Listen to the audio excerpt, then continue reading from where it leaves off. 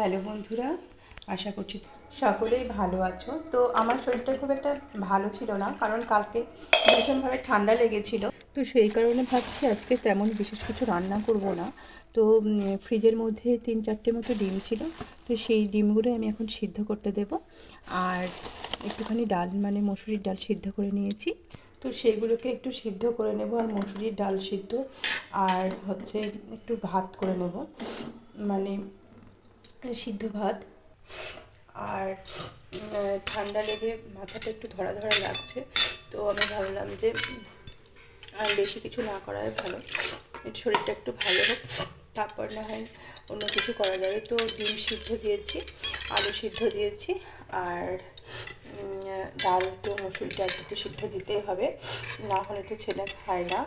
তো ওইটাকে আমি প্রেশার কুকারে একটু ঘন করে সিদ্ধ করে নিয়েছি, মানে একটু জল দিয়ে মানে মাখার মতো করে নিয়েছি।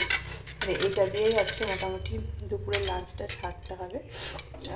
আর আমার হাতটাও এখন একটু ব্যথা করছে দেখছি। কালকে না কী হয়েছে, হাতে একটা মোটা জিনিস ধরতে গিয়ে দেখছি বুড়ো আঙুলটা বেশ একটু মুচকে গেছিলো, ওই কারণের জন্য এখানটায় প্রচণ্ড পরিমাণে ব্যথা। আমি দেখলাম একটু ঠান্ডা জল, গরম জল দিয়ে একটু হোমিওপ্যাথি আর্নিকা খেয়েছিলাম, আর একটু ঠান্ডা গরম জল দিয়ে দিই, তাহলে একটু সেরে যায়, তো সেটাই করছি। তো এবারে ডালটা হয়ে গেছিলো, ডালটা নামিয়ে রাখলাম। আর অন্য আরেকটা প্রেশার কুকারে আমি অল্প একটু ভাত বসিয়ে দিলাম, চাল আর একটু আলু কেটে এখানে বসিয়ে দিলাম। তো কয়েকটা সিটি দিয়ে নেওয়ার পরে আমি নামিয়ে দেবো। আর এদিকে ডিমটা হয়ে গেছে, তো ডিমটাকেও আমি নামিয়ে রাখবো। তারপর ডিমগুলো ঠান্ডা হয়ে গেলে তখন ছাড়িয়ে, তারপরে আমি ডিমটা ঠান্ডা হয়ে গেছে, এখন আমি ডিমগুলোকে ছাড়িয়ে নেব।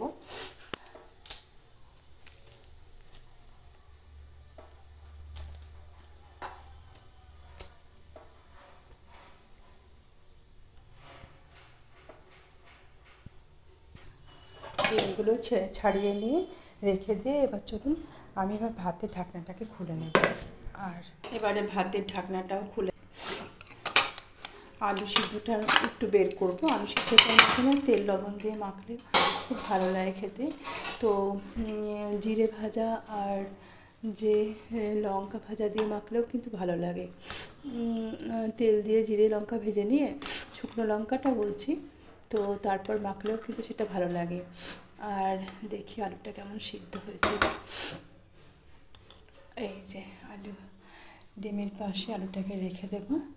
তারপর ভাতটাকে কিন্তু আমি একটু বেড়ে নেব, কারণ ছেলের খাওয়ার সময় হয়ে গেছে। তো কিছুটা পরিমাণ আগে বের করে নিয়ে ওকে আগে দিয়ে দেওয়ার ব্যবস্থাটা করি, তাহলে ও বলছে খিদে পেয়ে গেছে।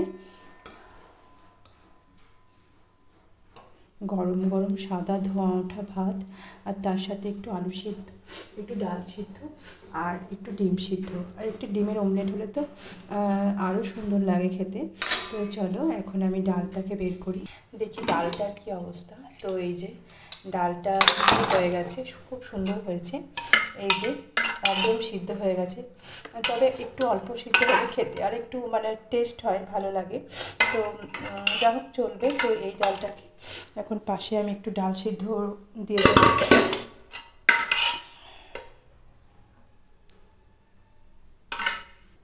তো আলু সিদ্ধটা এখন আমি মেখে নেব।